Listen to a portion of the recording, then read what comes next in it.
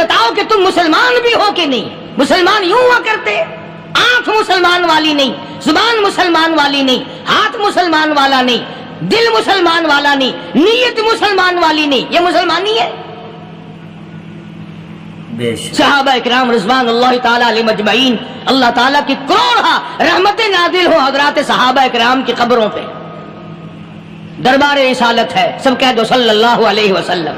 سبحان اللہ، کتنے خوش نصیب تھے وہ لوگ جو محمد کریم صلی اللہ علیہ وسلم کی مجلس میں بیٹھا کرتے تھے۔ کانوں میں آواز آتی تھی مصطفیٰ کریم کی، دیدار ہوتا تھا امام الانبیاء کا۔ کتنے خوش نصیب تھے یہ لوگ۔ جنگ سے واپس آئے صحابہ اکرام، ایک لڑکی کو پکڑ کے لائے جو لڑنے آئی تھی، کفار کے ساتھ مل کر مسلمانوں کا مقابلہ کرنے آئی۔ میدان جہاد میں سے صحابہ اکرام پکڑ کے لائے، قیدی ہے، کافرہ عورت ہے، غیر مسلم ہے۔ شہنشاہ کائنات حضرت محمد الرسول اللہ صلی اللہ تعالی علیہ وسلم کے دربار میں لا کے بٹھا دیا۔ ننگے سر ہے، ننگے منہ ہے، ننگے ہاتھ پیر ہیں۔ اللہ اکبر۔ کبھی آپ نے سوچا نہیں کہ تو کتنے بڑے نبی کا امتی ہے، کتنے بڑے سردار کا غلام ہے؟ رحمت والی چادر اتار کر فرمائی، او بلال یہ میری چادر لے لے، اس لڑکی کے سر پہ ڈال دے، پردہ کرا دے۔ عرض کیا گیا کسی کافر کی لڑکی ہے، یہودی کی لڑکی ہے، عیسائی کی لڑکی ہے، غیر مسلم کی لڑکی ہے، میدان جہاد سے گرفتار کر کے لائی گئی، قیدی لڑکی ہے، لڑنے آئی تھی، مارنے آئی تھی، اسلام کی دشمن ہے، دین کی دشمن ہے، قرآن کی دشمن ہے، مذہب کی دشمن ہے، خدا اور اس کے رسول کی دشمن ہے۔ اللہ تعالیٰ کے نبی حضرت محمد کریم صلی اللہ علیہ وسلم نے فرمایا، او لوگو ٹھیک ہے لڑکی کافر کی ہے، کفر کی حالت میں پلی ہے، کفر پھیلانے آئی ہے، کفر کو بچانے آئی ہے، اسلام کا مقابلہ کرنے آئی ہے، اسلام کو مٹانے کے لیے آئی ہے، پر اے میرے دیوانوں یہ تو بتاؤ، اپنے باپ کافر کے دربار میں بھی ننگے سر بیٹھے اور میں کالی کملی والے کے دربار میں بھی ننگی بیٹھے۔ سبحان اللہ۔ پھر اس دربار میں اور میرے دربار میں کیا فرق ہوگا؟ وہ کافر کا دربار ہے، یہ شہنشاہ کائنات کا دربار ہے، رحمت للعالمین کا دربار ہے، ساقی کوثر کا دربار ہے، شافی محشر کا دربار ہے، اللہ کے محبوب کا دربار ہے، آمنہ کے در یتیم کا دربار ہے، فاطمہ الزہرا کے ابا کا دربار ہے۔ اور بلال جلدی کر، میرے دربار میں کافر کی بیٹی آئے، میں اس کا بھی پردہ کروں گا۔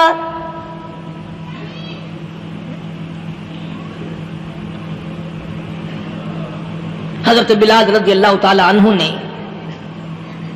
ذرا ایک اور لطیف سی بات ہے، تھوڑی سی باریک سی، اگر آپ سوچیں، لڑکی ہے تو کافرہ، لڑکی ہے تو بے دین، ہے تو اسلام کے دشمن۔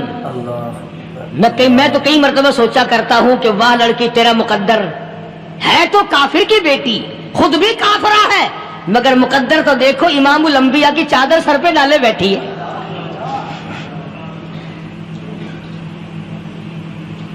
کہاں سوچیں یہ چیزیں، ہمارے دماغ یہاں تک کہاں رسائی کرے؟ میرا تو دل چاہتا اگر میں ہوتا اس کافر بیٹی کے ہی پاؤں دھو کر پی لیتا۔ تو ایڈی مقدروں والی، تو اینی خوش نصیب، ابھی ابھی قیدی بن کر آئی، ابھی ابھی ہاتھوں میں ہتکڑی تھی اور ابھی ابھی سر پہ رحمت دو عالم کی رحمت والی چادر ہے۔ اور پھر آپ نے پوچھا اب تو کیا چاہتی ہے، کیا چاہتی ہے؟ اللہ اکبر، کہنے لگی میرے گھر پہنچا دو، میں اپنے گھر جانا چاہتی ہوں۔ دو نوجوان صحابہ کو بلایا، فرمایا کہ انسانی رشتے کا تقاضا ہے، لڑکی نے ہم سے پناہ مانگی اور اپنے گھر جانا چاہتی ہے، ہم نے اس کو معاف کر دیا، جاؤ گھر چھوڑاؤ۔ اب گھر پہنچانے کا مطلب یہ تو تھا نہیں کہ حسین گائی پہنچا دو، دولت گیٹ پہنچا دو، خدا جانے کتنی دور گھر ہوگا، لڑنے جو آئی تھی. یوں لکھا ہے علماء اکرام نے، ذرا توجہ کریں. اور سچی بات تو یہ ہے، اپنے دامن میں بھی ہاتھ مار کے دیکھو کہ ہم کیسے ہیں. محمد الرسول اللہ صلی اللہ علیہ وسلم کے دو جوان دیوانے ساتھ ساتھ اس کے چلتے ہیں، ایک ادھر چل رہا ہے ایک ادھر چل رہا ہے. جنگل کا راستہ ہے، رات بھی راستے میں آئی ہے. نوجوان لڑکی کا بیان ہے، اپنے بھائی کو جا کے کہتی ہے یہ دو نوجوان میری ساتھ راستہ چلتے آئے، میری ساتھ سفر طے کرتے آئے، پر اے میرے بھائی جان، رب کائنات کی قسم مجھے تو یوں معلوم ہوتا تھا دونوں اندھے چل رہے. مجال ہے میری طرف نظر اٹھائی ہو. یہاں تو رکشے والے کا داؤ لگ جائے وہ بعد نہیں آتا، ٹانگے والے کا داؤ لگ جائے وہ بعد نہیں آتا، اور پیر صاحب تو اپنے یہاں سے خشک جانے کیسے دیں گے؟ کیوں جانے دیں؟ کیا مطلب؟ یہ شرافت ہے، یہ دین ہے، یہ اسلام ہے. مسلمان کی بیٹی کی عزت پہ ڈاکے ڈالنا، خدا کی قسم اگر اسلام کی حکومت ہو اور جس نبی کا تو نام لے کر جنت میں جانا چاہتا ہے، اگر نبی کا قانون زندہ ہو، قرآن کا قانون عدالت میں ہو، آنکھیں نکال دی جائیں. بے غیرت قوم، بے حیا اور بے شرم قوم. شرم نہیں آتی کہ زندگی کس طرح بسر ہوتی ہے. یہ کافروں کی بیٹیاں ہیں، یہ کسی یہودی کی بیٹیاں ہیں. شکلیں چل رہی ہیں، بدماشی کے اڈے چل رہے ہیں، سب کو پتا ہے، افسروں کو پتا ہے، چھوٹے بڑوں لیڈروں کو پتا ہے. کون روکے؟ کس لیے روکے؟ سبحان اللہ. پھر یاد رکھو بات محمد کریم صلی اللہ علیہ وسلم کی، فرمایا جس ملک میں جس شہر میں زنا ہوگا، اللہ کے نبی نے فرمایا وہ جس دن برباد ہوگا آواز بھی نہیں آئے گی.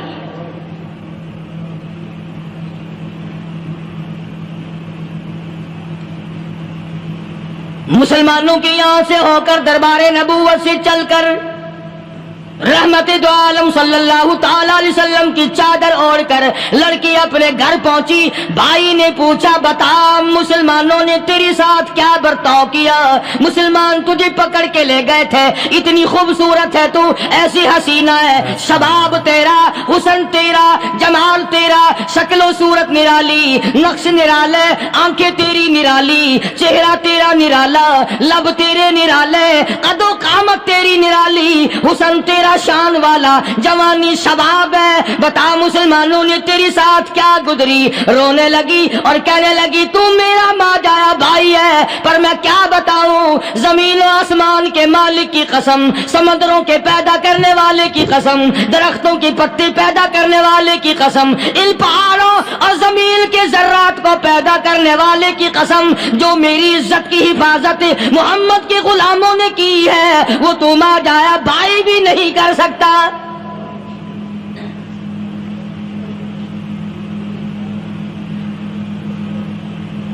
صداقت صداقت ہوتی ہے، حقیقت حقیقت ہوتی ہے، چھپتی تو نہیں. کاغذ کے پھولوں سے خوشبو کیسے آئے گی؟ پلاسٹک کے پھول گلاب کے بنا کر سرانے میں لگانے تو آسان ہے، مگر گلاب کی خوشبو نہیں تم لا سکتے. سبحان اللہ سبحان اللہ. ارے وہ بھائی بھی تھا تو کافر، پھر بھی مقدروں والا نکلا.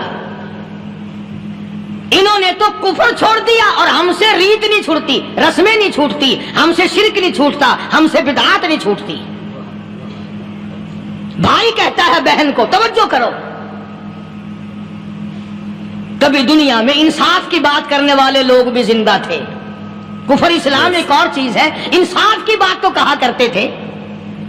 بھائی کہنے لگا بہن سے کہ میری بہن، چادر تیرے سر پہ نبی کی، کالی کملی والے کی چادر تیرے سر پہ ہے، یہ اس کے دیوانے تجھے ساتھ لے کے آئے ہیں اور انہوں نے تیری عزت اور آبرو کی حفاظت کی ہے.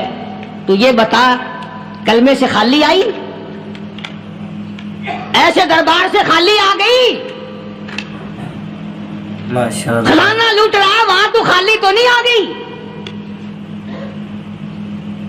بہن کہنے لگی کہ ہاں خالی آئی ہوں، مطلب یہ کہ میں نے کلمہ نہیں پڑھا، ایمان قبول نہیں کیا، دین قبول نہیں کیا، اسلام اور اس کا مذہب میں نے قبول نہیں کیا۔ بھائی کہنے لگا تف ہے تجھ پر، تجھے ایسے دربار سے خالی اٹھتے شرم نہ آئی، اور دربار رسالت اور خالی آ گئی؟ کیا بات کہی ہے عورت نے، سبحان اللہ، اللہ اکبر۔ کہنے لگی 2 وجہ سے میں نے کلمہ نہیں پڑھا، دل میرا چاہ رہا تھا، اندر میرا کہتا تھا کہ جب میرے سر پہ یہ چادر آئی میرا تو دل چاہتا تھا کہ لپٹ جاؤں قدموں سے آقا کے۔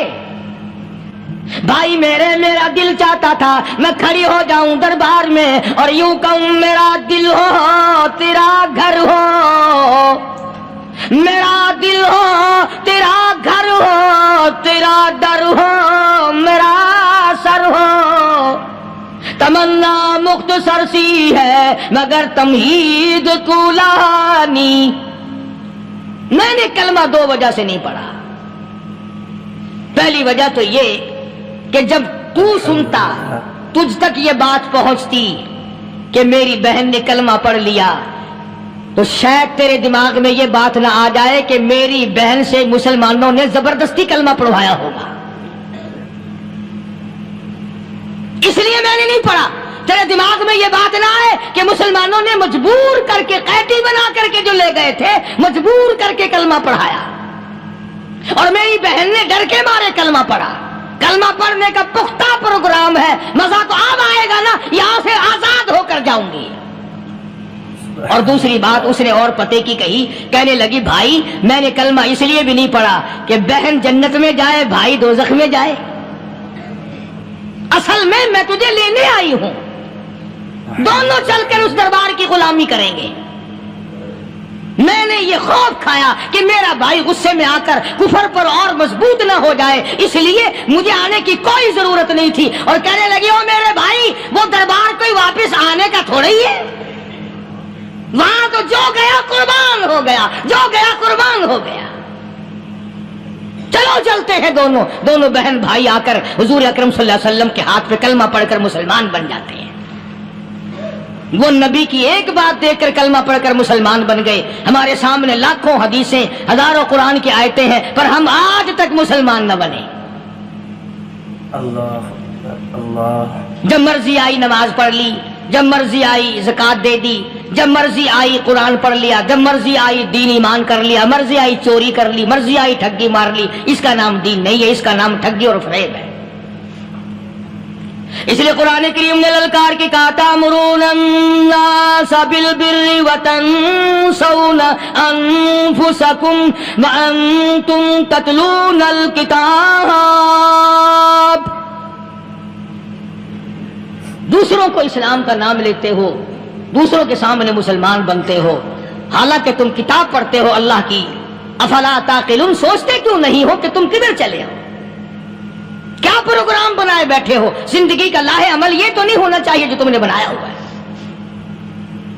اور آگے فرمایا تأمرون الناس بالبر وتنسون انفسکم وانتم تتلون الکتاب افلا تعقلون واستعینوا بالصبر والصلاة۔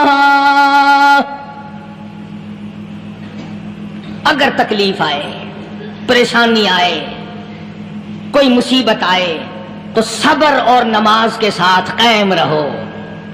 یعنی صبر نماز کے بغیر حاصل نہیں ہوگا، اور نماز قبول ہوگی تو صبر خود بخود آ جائے گا۔ چنانچہ اللہ والوں کی زندگی کا مطالعہ کرو، کتابیں اور حالات پڑھ کر کے دیکھو کہ انہوں نے ساری عمر میں ایک ایک نماز بھی ضائع نہیں ہونے دی، تمام عمر میں ایک ایک نماز ضائع نہیں ہونے دی۔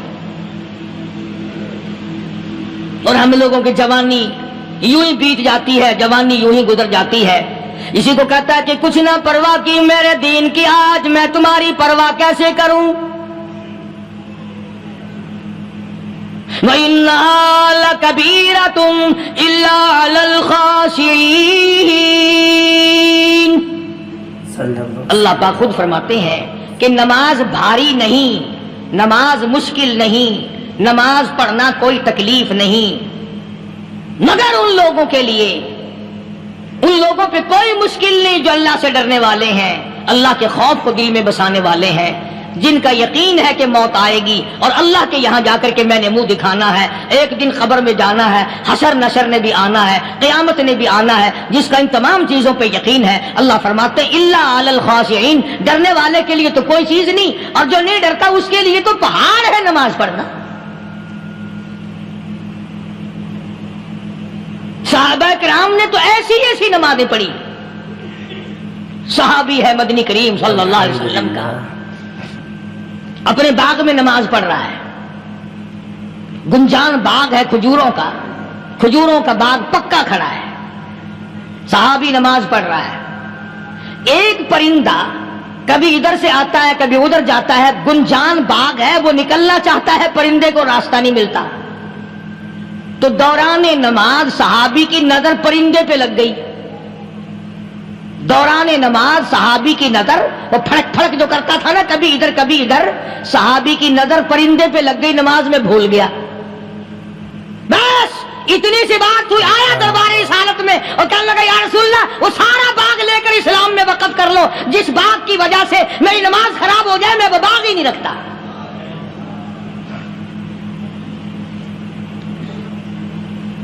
ہمارے یہاں بھی کوئی عظمت ہے نماز کی؟ کون پرواہ کرے؟ ان لوگوں کے یہاں تمام کا تمام نظام دین کا اپنا بنایا ہوا نہیں، جو دربار رسالت صلی اللہ علیہ وسلم سے نظام ملا نماز کا، انہوں نے صحیح معنوں میں وہ قائم کیا ہے۔ کیسی مشکل میں ہوئے، کہیں بھی ہوئے، جس حالت میں بھی ہوئے، نماز پڑھنی ہے، ادا کرنی ہے۔ چنانچہ ان کی نمازوں میں اتنی برکت تھی، سیدنا امیر معاویہ رضی اللہ تعالی عنہ کی حکومت ہے، صحابہ کرام ابھی زندہ ہیں، افریقہ کے گھنونے جنگل میں بہت بڑے صحرا میں چھاونی بنانے کا پروگرام بنایا۔ بڑے جنگل ہیں، بڑے درخت ہیں، بڑی بھیڑ بھاڑ ہے، بڑے جانور ہیں، شیر ہیں، چیتے ہیں، گھگیاڑ ہیں، بڑے بڑے موذی جانور ہیں۔ تو اس علاقے کے لوگوں نے بتایا کہ تم مار کھاؤ گے، یہاں تو بڑے بڑے جانور تمہیں کھا جائیں گے، تم یہ کیا سوچ کر آئے ہو؟ تمہیں یہ نہیں چھوڑیں گے، جانور کھا جائیں گے، تمہیں یہاں چھوڑی بناؤ گے؟ صحابہ کہنے لگے نہیں، ہمارے پاس ہتھیار ہے۔ کمانڈر کہنے لگا، ایک صحابی تھا حضور اکرم صلی اللہ علیہ وسلم کے زمانے کا دیدار کرنے والا، بڑا دیوانہ پروانہ۔ کمانڈر نے اسے حکم دیا، تو 2 وضو کر، 2 رکعت نماز ادا کر، اور 2 رکعت نماز ادا کرنے کے بعد درخت پہ چڑھ جا، اور درخت پہ چڑھ کر یہ آواز لگا، او جنگل کے ہاتھیوں، او جنگل کے بھگیاڑوں، او جنگل کے شیروں، او جنگل کے موذی جانوروں، او ناگ وٹھوؤں، او سانپ بیچھوں، او فلاں جانوروں، او فلاں جانوروں، ہم غلام ہیں محمد عربی صلی اللہ تعالی علیہ وسلم کے، اور میں تمہیں حکم دیتا ہوں 24 گھنٹے کی اجازت ہے، 24 گھنٹے کے اندر تمام جنگل خالی مانگتا ہوں۔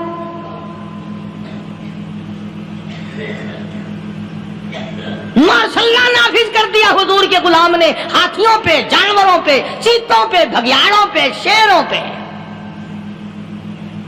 اور اعلان کا رخ دیکھیں آپ، کہا کہ 24 گھنٹے کے بعد جو ملے گا اسے قتل کر دیا جائے گا۔ اب اگر ہم میں سے وہاں کوئی ہوتا، کہتے ہو بڑے پاگل ہیں بھائی، کس سے باتیں کر رہے ہیں؟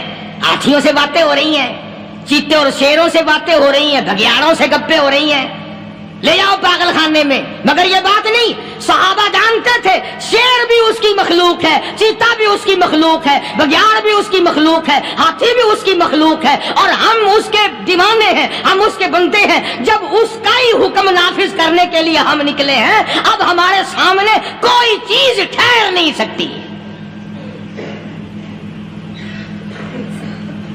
تاریخ شاہد ہے، گیبن مورخ انگریز لکھتا ہے، امریکہ کا بہت بڑا پروفیسر تور آندرے انگریز مورخ لکھتا ہے کہ صحابی کی یہ بات سن کر جنگل میں کھلبلی مچ گئی، جانوروں میں شور مچ گیا، چیتے، بھگیاڑ اور طوفان مچ گیا، شور مچاتے ہوئے تمام کے تمام نے جنگل خالی کر دیا۔ مسلمان جب تیرے اندر ایمان تھا، جب تیرا قرآن پہ ایمان تھا، جب تیرا نبی پاک صلی اللہ علیہ وسلم پہ ایمان تھا، جب تیرا حضور کی رسالت پہ ایمان تھا، جب اللہ کی توحید پہ تیرا ایمان تھا، اور تیرا مقابلہ شیر نہیں کر سکتا تھا، تیرا مقابلہ چیتا نہیں کر سکتا تھا. آج ایمان پلے ہے نہیں، آج تو ڈر کے مارے مر رہا ہے اور مرے گا. الحمدللہ.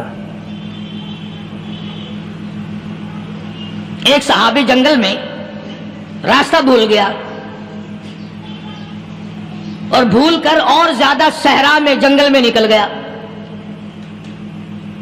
دیکھتا کیا صحابی سامنے سے شیر آیا. صحابی نے تو شیر کو دیکھ لیا اور شیر نے صحابی کو دیکھ لیا. اب شیر حملہ کرنے کا ارادہ کر رہا، سامنے ہے. اللہ اکبر اللہ اکبر.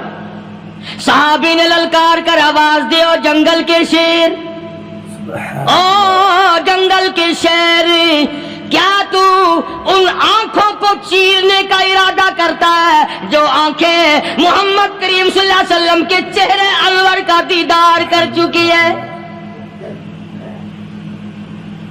ان آنکھوں کو پھاڑے گا، اس چہرے کو پھاڑے گا جس نے حضور صلی اللہ علیہ وسلم کا ایک دفعہ نہیں بار بار دیدار کیا ہے. تاریخ شاہد ہے.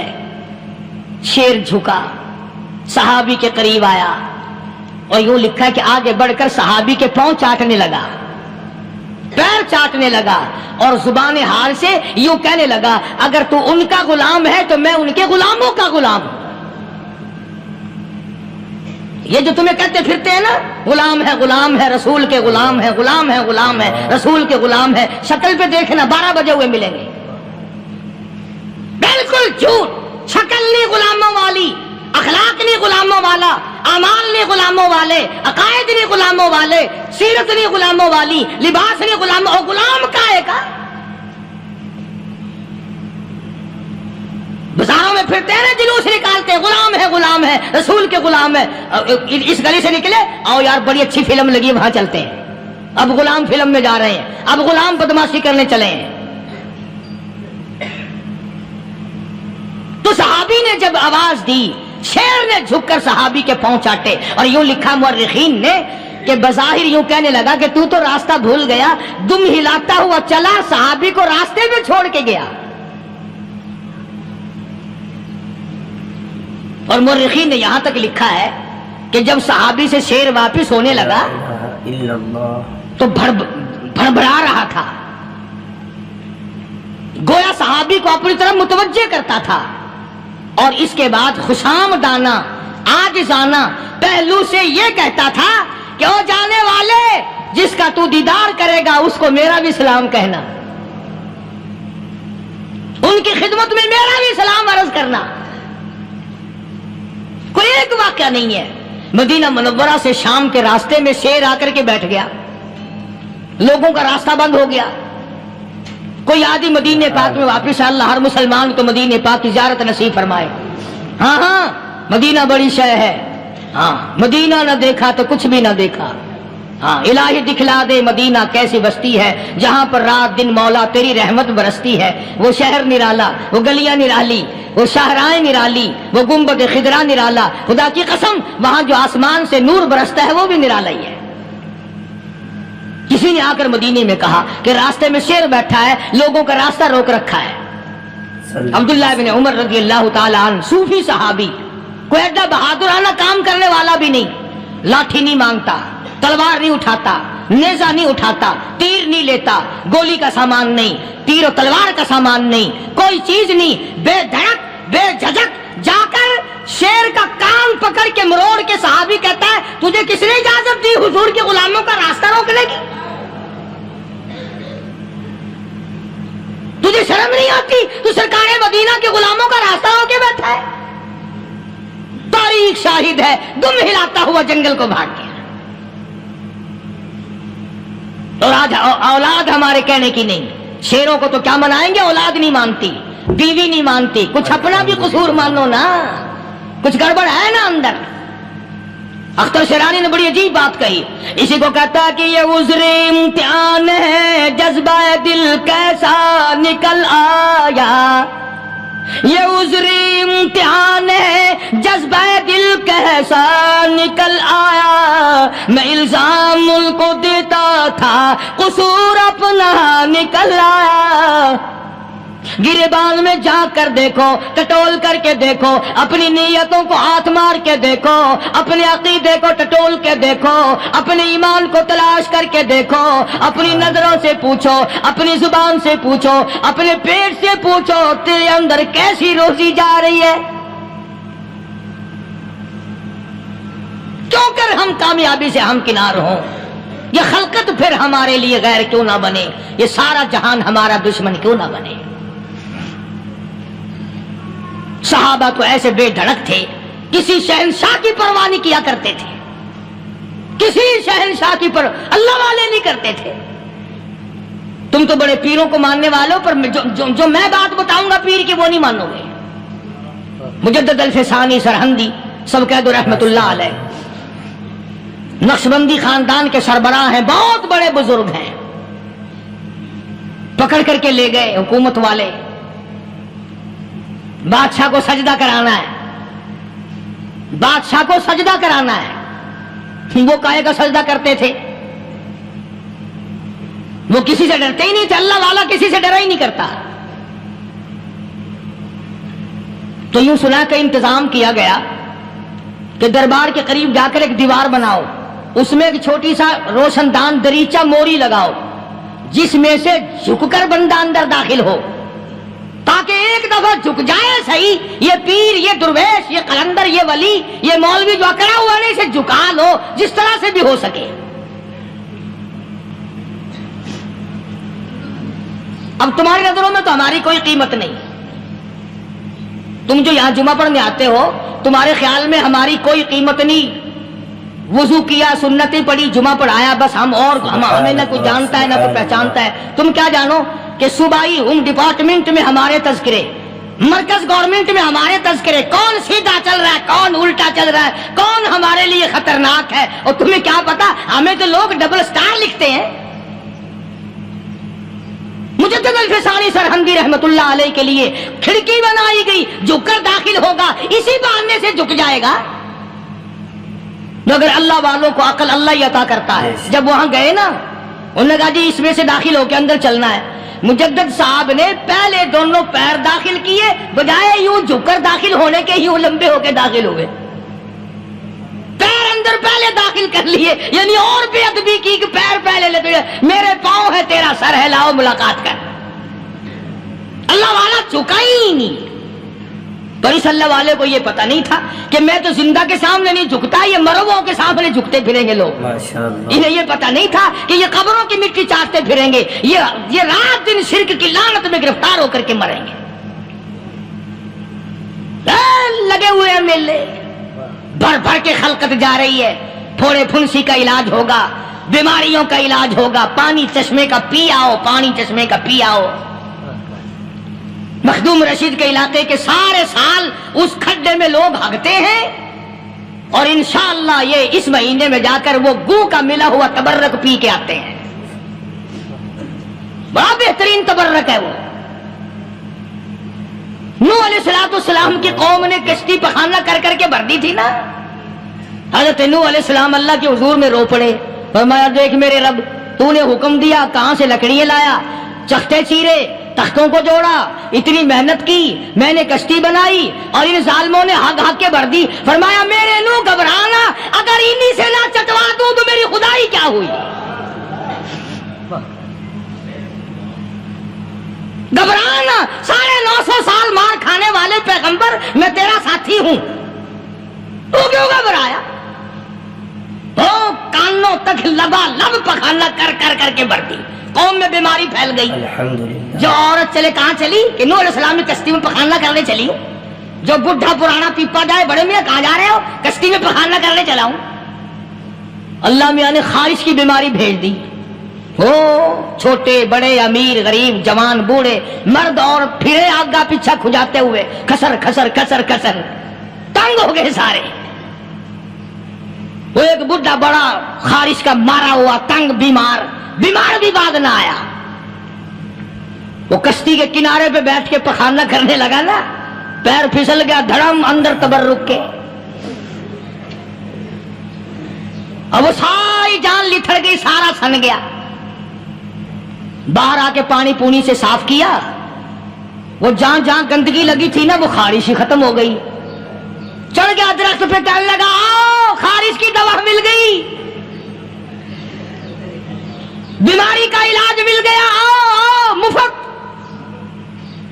السلام علیکم دوستوں، امید کرتا ہوں آپ نے اس بیان کو پورا سنا ہوگا.